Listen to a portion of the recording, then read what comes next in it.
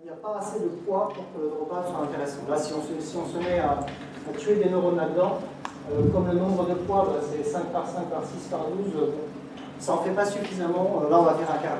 Mais sur la dernière couche, Dropout avec une probabilité de 25% de perdre des neurones. Alors, voyons ce que ça donne.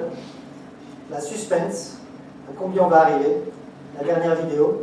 Donc là, de nouveau, notre précision plafonne tout de suite, on est obligé de zoomer. Et ça y est, on a passé le 99%. Cette ligne-là, c'est 99%. On est bien au-delà des 99%. On est à 99,2. Vous voyez, il n'y a plus que deux lignes ici de chiffres de tests non reconnus. Et à la fin, hop, on arrive jusqu'à 99,3% avec cette approche. J'ai aussi rajouté la décroissance du taux d'apprentissage pour arriver jusque-là. Sur certains exemples, j'arrive jusqu'à 99,4% avec cette approche. Alors vous pouvez essayer vous-même. Les données sont disponibles. Vous tapez MNIST dans Google et vous allez les trouver. La page qui les référence aussi tous les papiers scientifiques et disons 20 ans de recherche qui ont à chaque fois battu les records. Le record du monde aujourd'hui, il est un petit peu au-dessus de 99,7. Donc on aurait encore un petit peu de progrès là. Mais ce que je voulais vous montrer, c'est que la structure du réseau de neurones qu'on a utilisé pour arriver à 99,3, finalement, elle est très simple. Il y a 3 couches convolutionnelles, une couche fully connected, une couche softmax pour lire la sortie à la fin. Et c'est tout. Ça s'écrit avec à peu près une centaine de lignes de TensorFlow. Et pour finir, je vous donne quand même la comparaison, donc sans dropout à la fin, avec, vous voyez cette courbe de perte qui repart dans le plafond. Et ça, c'est ce que dropout a fait à notre courbe de perte. Vous voyez, elle est beaucoup plus stable. Et cette fois-ci, on a gagné 0,2% en précision à la fin. Voilà, petit résumé. Donc voici toute la toolbox qu'on a vue aujourd'hui. Je vous invite à le reprendre avec les slides. Les slides sont disponibles ici. Je vous donne le GitHub pour le code, si vous voulez faire tourner le code vous-même. Encore une fois, dans ce code-là, il n'y a pas un seul exemple qui dépasse 100 lignes de code. Il n'y a rien de très compliqué.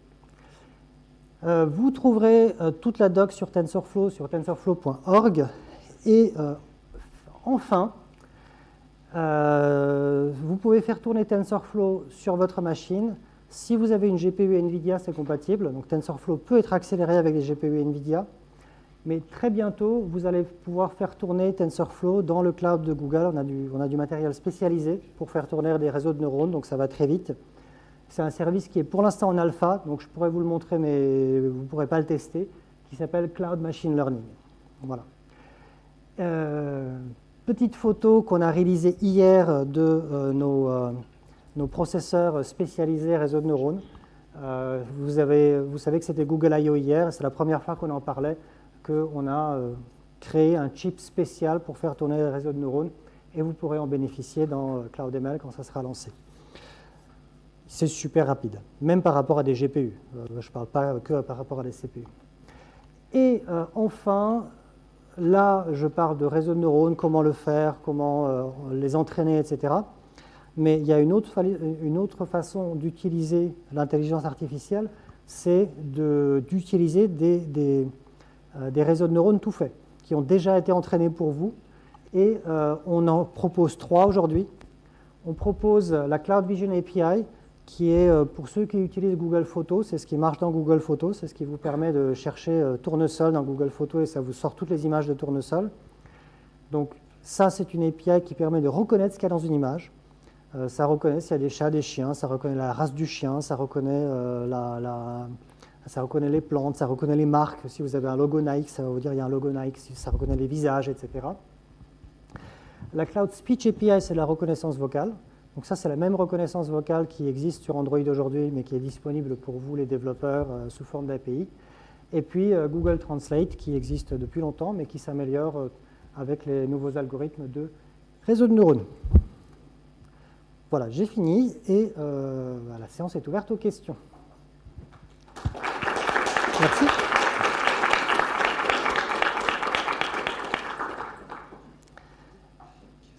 qu'il y a des questions? Alors, si vous avez des questions... Ah oui, là-bas, pardon. Et il y a un microphone qui arrive.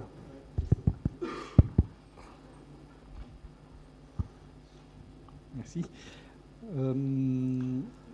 J'ai deux principales questions. Oui. Quand on fait du drop-out, est-ce que on simplifie le calcul derrière ou c'est uniquement on drop les neurones, c'est-à-dire on ne fait pas de gain de calcul? Ouais, moi aussi j'étais déçu, mais il y a zéro gain de performance.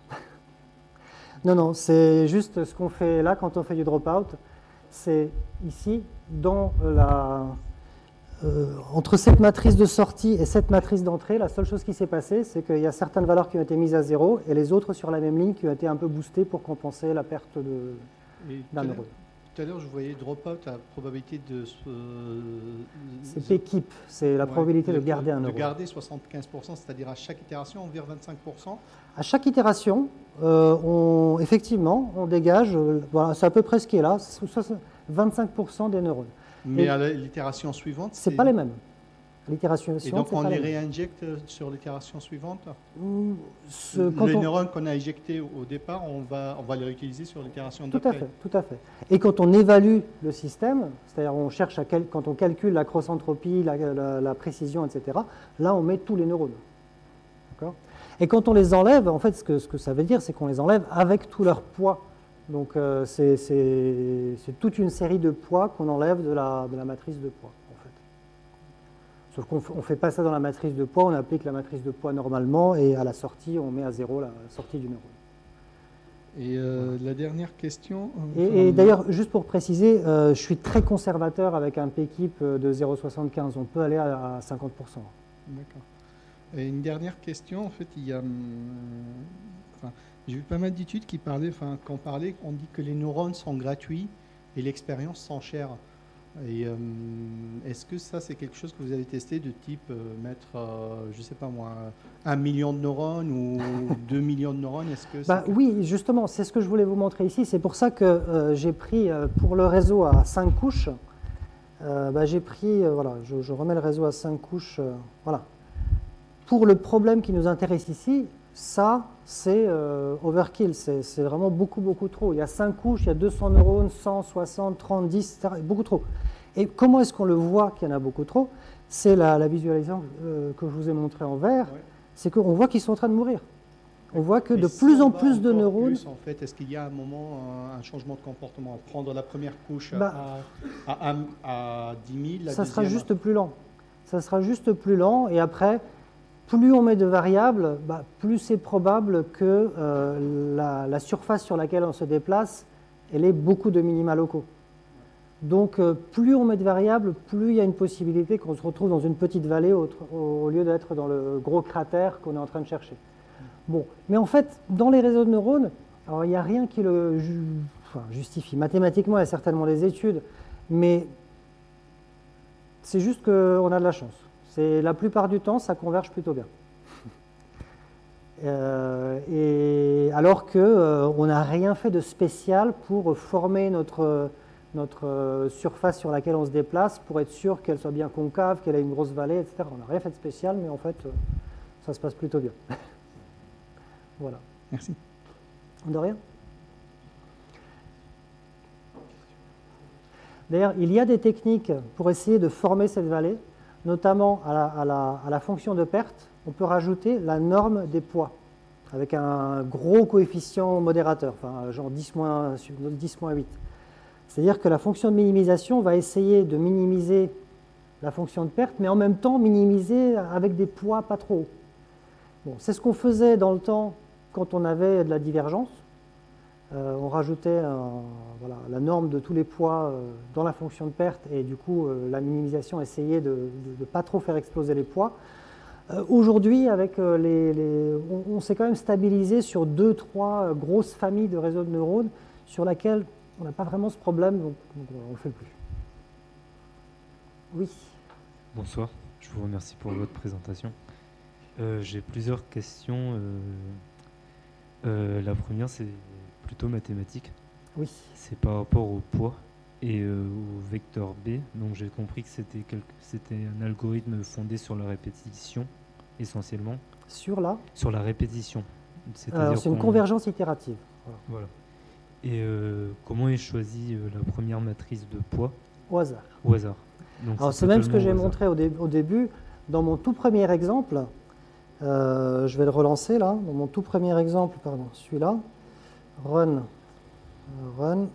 Oh, pardon, je suis en train de lancer le mauvais. Voilà, hop. Run, celui-là.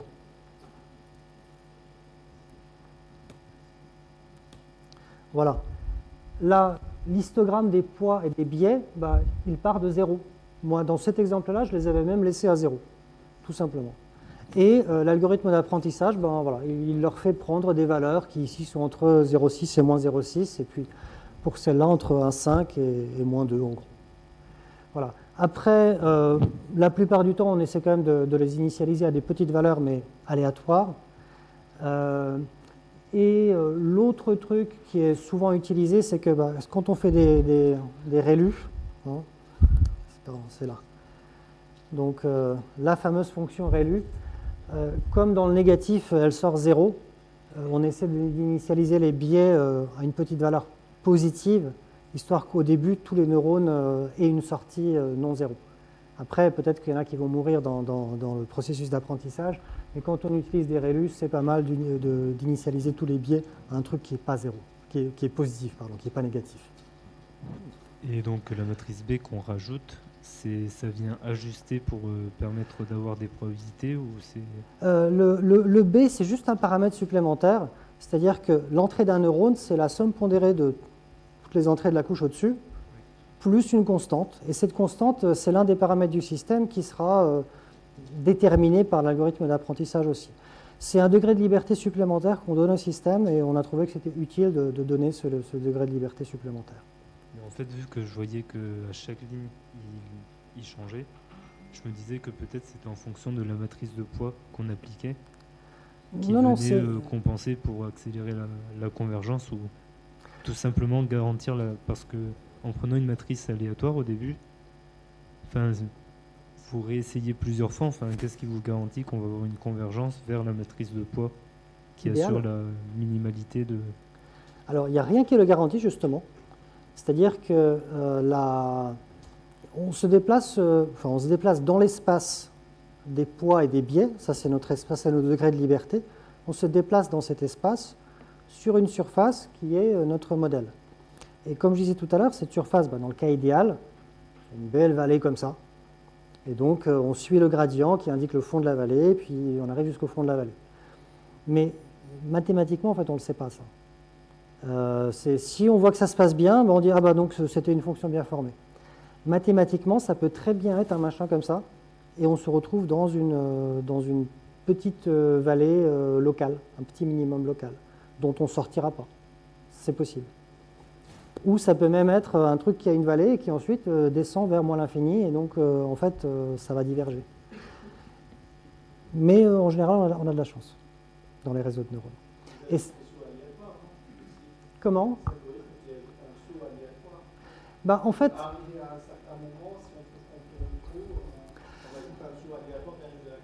alors, plutôt que d'ajouter un saut aléatoire, si on se rend compte qu'on tourne, c'est ce que j'avais là, typiquement, ici, voilà. Là, on tourne, c'est-à-dire que notre précision, la fonction de perte, elle monte, elle descend, elle descend pas de façon consistante. Ça veut dire qu'on fait des pas trop grands. Donc la learning rate est trop grande. Alors, ça peut être bien, parce que justement, des pas trop grands, ça peut vouloir dire qu'on saute dans la vallée d'à côté qui peut-être est plus grande. Donc c'est pour ça que, pour résoudre ça, il ne suffit pas de diviser la learning rate par 10. Bon, déjà, ça sera 10 fois plus lent. On ne veut pas passer son temps à attendre le système. Mais le fait qu'il y ait du bruit, au moins au début, ça a l'effet que vous décrivez. C'est-à-dire que ça se trouve, ça nous fait sauter dans une autre vallée à côté qui est plus intéressante. Et donc c'est pour ça que la bonne technique, c'est d'avoir ce taux d'apprentissage qui descend exponentiellement.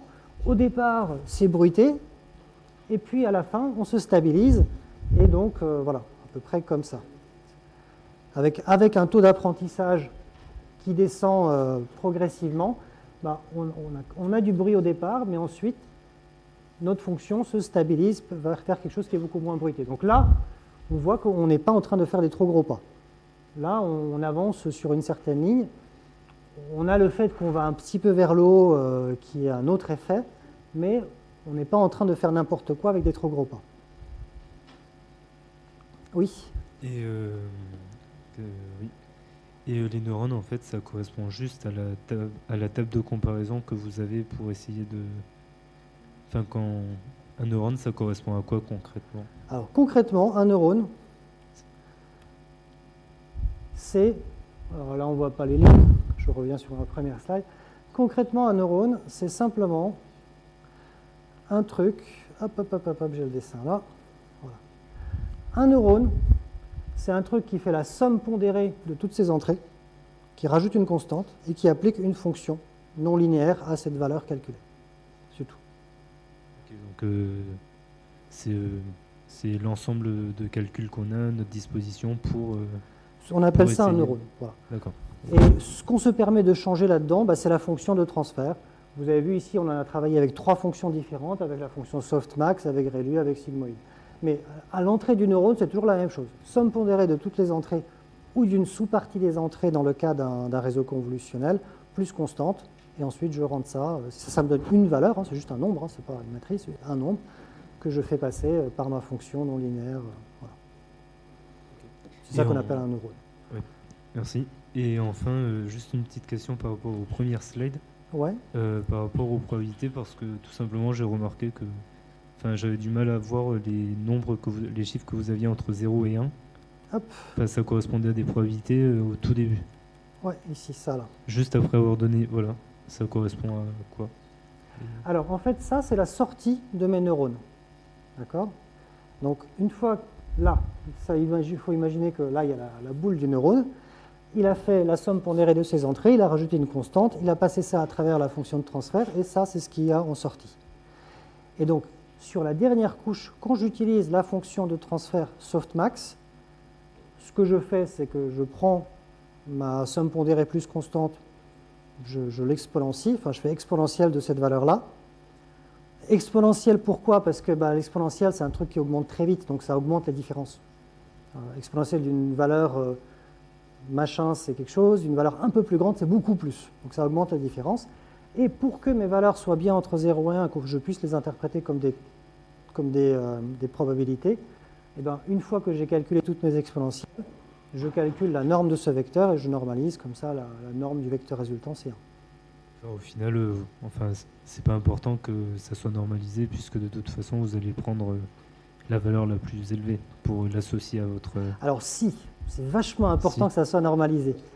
Alors si, pourquoi? Parce qu'en fait, si je prenais que ma valeur la plus haute, et regarde la tête de ma fonction, tu vois, ici, y', ça c'est mes valeurs prévues. C'est-à-dire j'ai prévu que ceci est un 1. En fait, le y' pour 0, 1, 2, 3 et 4, il est à 0. Donc en fait, là, je ne prends en compte que cette valeur-là dans ma formule. Or, le fait que celle-là soit très proche de 0 ou plutôt proche de 0,5, c'est quand même un gros indicateur de qualité de ma reconnaissance. Donc je veux en prendre compte. Et la façon dont j'en prends compte, c'est en normalisant. D'accord? Parce qu'en normalisant, ça veut dire qu'au dénominateur de cette valeur-là, j'ai quand même la somme de toutes les autres. Donc dans ma formule ici, même si mes y' sont tous 0 sauf le 6e, dans mon logarithme de y6, dans le calcul de y6, tout cela intervient et contribue à diminuer cette fonction de perte quand ils sont, eux, vraiment petits, parce qu'ils sont au dénominateur. Voilà. Donc c'est pour ça que c'est important de normaliser à cet endroit-là. Ok, merci. C'était clair? Oui, très bien. D'accord. Moi aussi, je me suis posé la question quand j'ai vu cette formule-là. Je me suis dit, mais attends, je prends qu'une seule valeur, donc toutes celles-là, comment ça se fait que je n'en tiens pas compte? En fait, si, parce qu'elles sont au dénominateur. D'autres questions? Oui.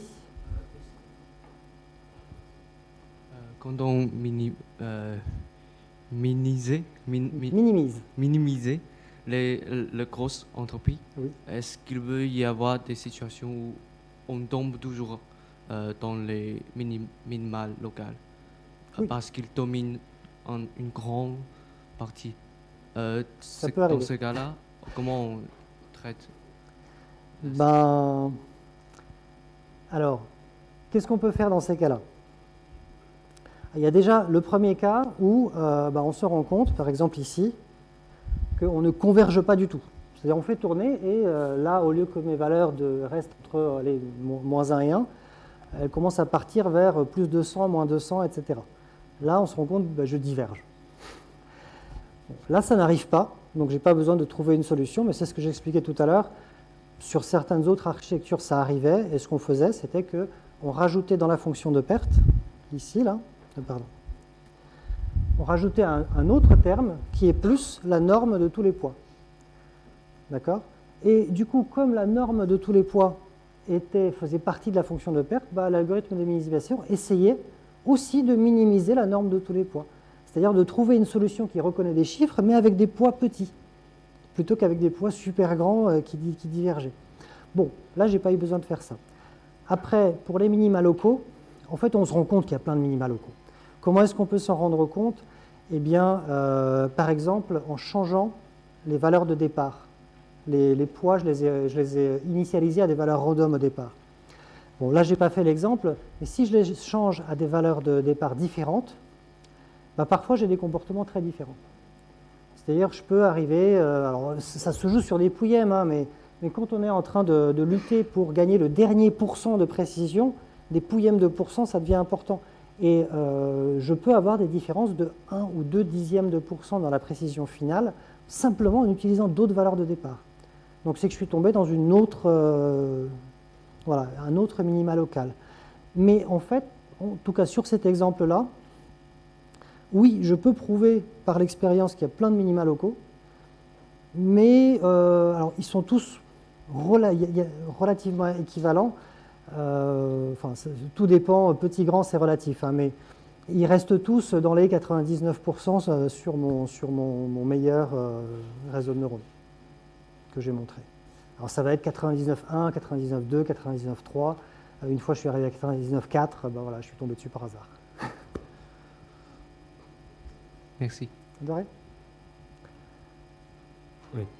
J'ai une autre question que je ne suis pas sûr d'avoir bien compris. Quand on commence à s'intéresser à la localisation des pixels dans la surface, comment ça se traduit par le choix des... comment on en tient compte au final? Alors, on en tient compte des parce positions que relatives ici, d'accord, ici, ce neurone-là, il va regarder uniquement une petite portion de l'image avec des poids donnés, d'accord?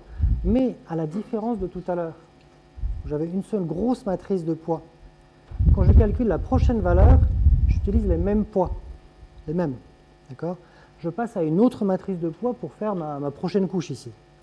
Mais pour cette couche-là, en fait, je fais glisser mon petit patch avec ces poids, je le fais glisser avec ces poids-là sur toute la surface. Et donc, en fait, qu'est-ce qui fait ce petit machin-là? C'est un espèce de patch qui va reconnaître des formes. Il va ajuster ses poids, par exemple, pour reconnaître des lignes horizontales ou pour reconnaître des lignes verticales. Tu vois? Et ça, c'est l'algorithme d'apprentissage qui va faire évoluer les poids dans cette direction-là. Mais à la fin, ces petits patchs seront spécialisés dans je sais reconnaître les lignes horizontales, je sais reconnaître les lignes verticales, je sais reconnaître les petites courbes comme ça, etc.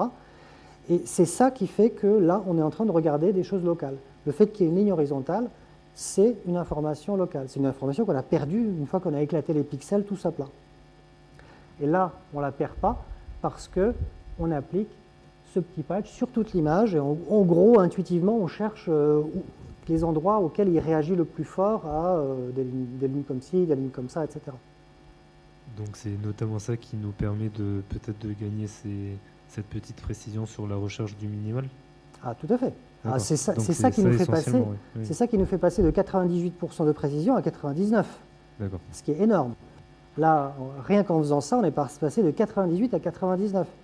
Donc on a fait la moitié du chemin pour arriver à 100. Enfin, c'est énorme. Sur le chemin qui reste, c'est 2%. Donc là, il faut batailler dur pour les gagner, les pourcents. Et juste avec ça, on fait la moitié du chemin.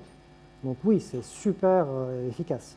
Et en fait, non, c'est plutôt qu'avant, vous avez un truc qui était stupide. Enfin, on détruisait tout ce qui fait que l'image est une image, c'est-à-dire le fait qu'elle soit en 2D, qu'il y ait des formes, etc. Tout ça, on le détruisait. Et là, on utilise cette information. Et c'est pour ça qu'avant de réutiliser une nouvelle matrice de poids sur ce qu'on aura obtenu sur la couche suivante, on utilise plusieurs matrices de poids locales qui, en fonction du résultat précédent, va permettre de déterminer la matrice locale finale qu'on utilisera avant de passer à l'étape suivante. Parce que tout à l'heure, à chaque fois, on avait une matrice de poids, après on l'a rajustée, on l'a rappliquée à son ensemble. Alors, tout à l'heure, quand on fait des couches, d'accord, oui. Ça, je ne sais pas si c'était clair, mais quand on fait des couches, je reviens à mes couches, voilà, ici. Quand on fait des couches de réseau de neurones normal, la matrice de poids à chaque étage est différente. C'est à chaque fois des poids différents à chaque étage. Oui, mais ce que je veux dire, c'est que... Elle n'est pas réutilisée. C'est une matrice de poids par étage. Ce que je voulais dire, c'est que directement d'une matrice de poids à l'autre, on ne va pas faire plusieurs essais comme on peut le faire ici. Là, on va utiliser une matrice de poids locale. Et si j'ai bien compris, après, il y a plusieurs couches d'atomes blancs qui apparaissent. Oui. On va en utiliser plusieurs pour voir laquelle est la plus juste avant de passer à l'étape suivante. Tout à fait. Oui, tout à fait. Tout à fait. Okay. Et d'ailleurs, après,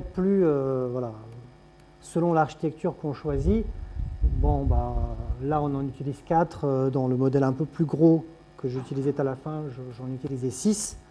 Ici, j'en ai 8, j'étais passé à 12. Ici, j'en ai 12, j'étais passé à 24. Okay. Voilà. Oui. Mais effectivement, et on peut interpréter, disons, avec les mains, ces matrices de poids dans un réseau convolutionnel comme des petits patchs qui reconnaissent des formes. Okay. D'accord. C'est très clair. Merci, c'est très intéressant. On va arrêter les questions, on va passer au prochain intervenant, Maxime Larlière. Je m'excuse auprès de l'intervenant suivant. On a un peu dépassé.